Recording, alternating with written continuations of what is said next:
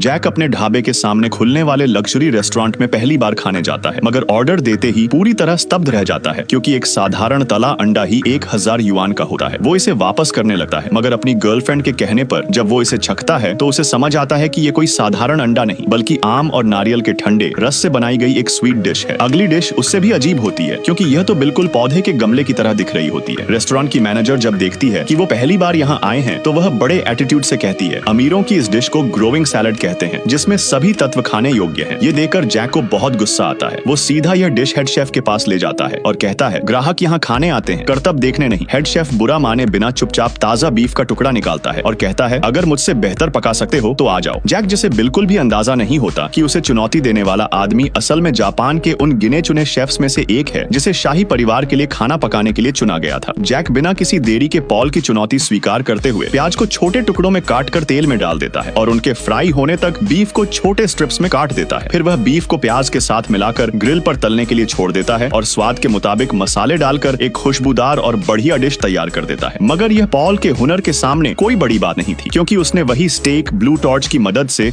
न सिर्फ आधे समय में पका लिया था बल्कि जायके के लिए एक अनोखी लकड़ी के धुएं से उसे स्मोक भी कर दिया था। जैक पॉल का बनाया हुआ स्टेक सूंघते ही उसकी कला पहचान जाता है और बिना कुछ बोले चुपचाप वहां से चला जाता है। इधर पॉल जब जिज्ञासा से जैक का पकाया हुआ स्टेक छकता है तो पूरी तरह स्तब्ध रह जाता है क्योंकि उसका पारंपरिक तरीके से पकाया हुआ मुलायम स्टेक भी जायके से पूरी तरह भरपूर था। कुछ दिन गुजरने के बाद मामूली जैक फिर से पॉल को खाना पकाने की चुनौती देने पहुंच जाता है।